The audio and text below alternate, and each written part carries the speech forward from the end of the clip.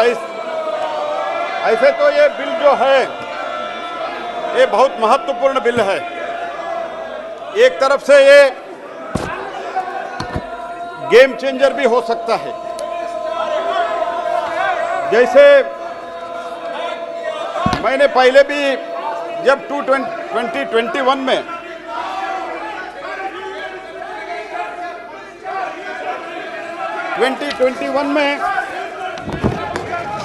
जब मैंने बिल लाया था उस टाइम भी, ये बहुत दुर्भाग्यपूर्ण बात है, उस टाइम भी यही स्थिति हुआ था। हम उस टाइम भी दिन में भी बिल पारित करना पड़ा था। तो उस टाइम भी कुछ लोग, उस तरफ के जो कुछ लोग हैं, उन लोगों ने उस बिल का भी विरोध किया था। लेकिन मैं ये कहना चाहता हूं, 2021 के अमेंडमेंट के बाद 276 ब्लॉक्स ऑक्शन हो गया है 2015 के बाद और 2021 के बाद। इसमें 221 से 2023 तक, 2021 से 2023 तक लगभग 2 बरस में 168 ब्लॉक्स ऑक्शन हुआ है। इसका अर्थ यही है, जो मोदी जी के मार्गदर्शन में हम जो बदलाव ला रहा है हर एक क्षेत्र में, वो फॉरेन अफेयर से लेके बायोटेक्नोलॉजी तक और खनिज क्षेत्र में उत्पादन क्षेत्र तक जो कुछ भी हम बदलाव ला रहा है वो देश के हित में है और देश में बदलाव दिख रहा है, देश का डेवलपमेंट दिख रहा है। There is a visible change. इसी कारण देश का जो अर्थव्यवस्था है, वो अर्थव्यवस्था 2014 में 5 फ्राइजाइल के लिस्ट में थे। भारत 5 फ्राइजाइल इकोनॉमी के लिस्ट में थे। 5 फ्राइजाइल से आज मोदी जी के नेतृत्व में भारत 5th लार्जेस्ट इकोनॉमी बना है sir. We are the 5th largest economy of the world today sir. तो यही कारण है कि स्वच्छ मन से, with a clear vision and clear mind, हमने जो कुछ भी बदलाव लाना चाह रहे हैं उसमें तो हमारा कोई, किसी को, फलानों को, चाचा मामा को, भाई भतीजा को कोई लाभ करने का हमने कभी भी नहीं सोचा। हम देश के हित में सोचा। इनके कालखंड में जो कोयला का अलॉटमेंट होता था, इनके एक एमपी को भी सजा घोषित हुआ है और जेल में डालने का कगार में है। लेकिन भारत के माननीय प्रधानमंत्री जी के नेतृत्व में आज भारत जो प्रगति कर रहा है, तो हम कोयला में भी इतना बड़ा बदलाव लाया है। हमारे जो कोयला के क्षेत्र में इनके कालखंड में केवल और केवल 566 मिलियन टन उत्पादन होता था।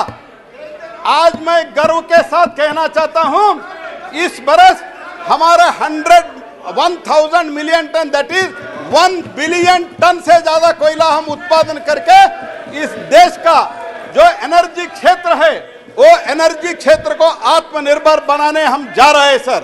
तो इसी ये सब देखते हुए आपने मुझे इंस्ट्रक्शन दिया है, आपने सूचना दी है कि हमको जल्दी खत्म करना है।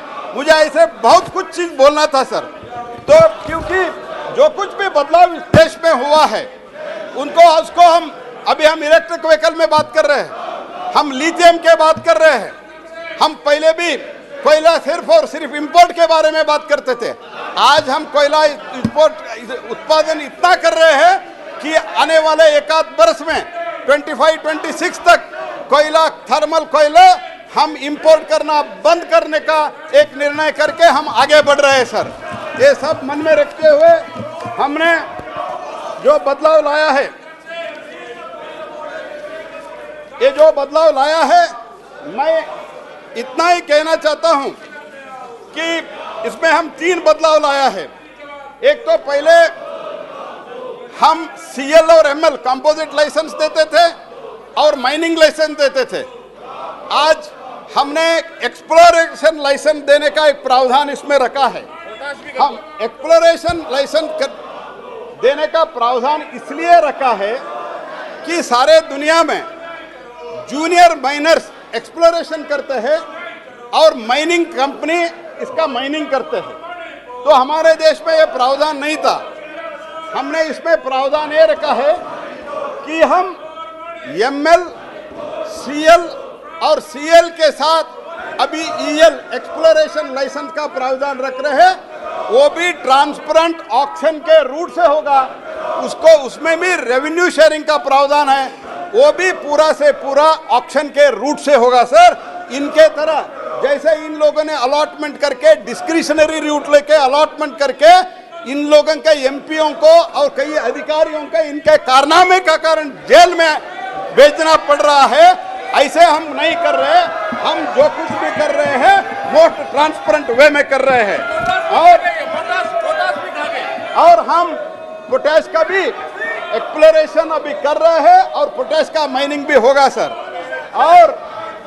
और इसी के साथ मैं बाकी डिटेल्स मैं आपके अनुमति से सदन पर पटेल कर रखता हूं, लेकिन मैं एक चीज बोलना चाहता हूं। जो हमारे लिस्ट ऑफ एटॉमिक मिनरल से 12 मिनरल था, उसमें 6 मिनरल्स लिथियम सहित 6 मिनरल्स हम वो लिस्ट से हटा रहे हैं। इसका नॉन एटॉमिक एप्लीकेशन ज़्यादा है, इसलिए वो हम 6 हटा के और हम 18 मिनरल जो क्रिटिकल और डीप सीटेड मिनरल है, वो डीप सीटेड मिनरल को हमने इसमें एक पार्ट डी में ला रहा है।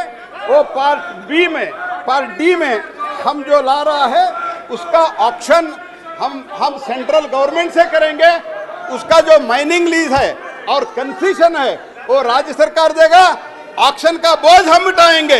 Responsibility auction will be taken by us, but entire revenue will go to the state.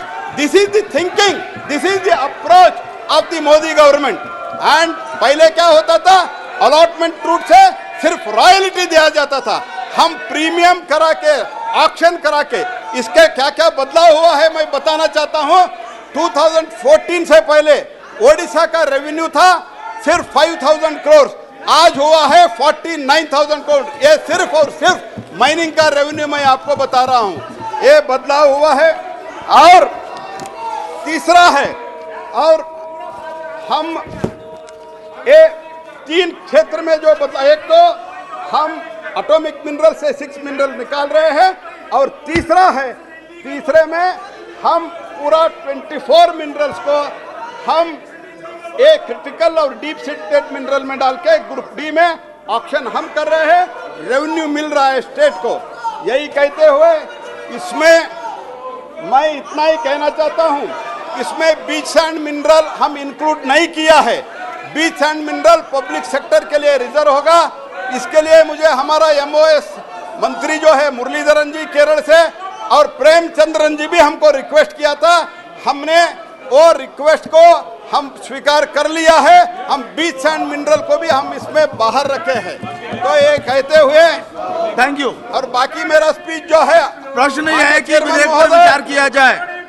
जो सदस्य इसके पक्ष में वो हाँ कहें, जो सदस्य इसके विरोध में वो ना कहें। एक मिनट मैं, मेरा चेयरमैन साहब, मैं सर्वसम्मति पारित करने के लिए प्रार्थना करते हुए मेरा जो और स्पीच है मैं वो सदन पर पटल पर रखना चाहता हूँ।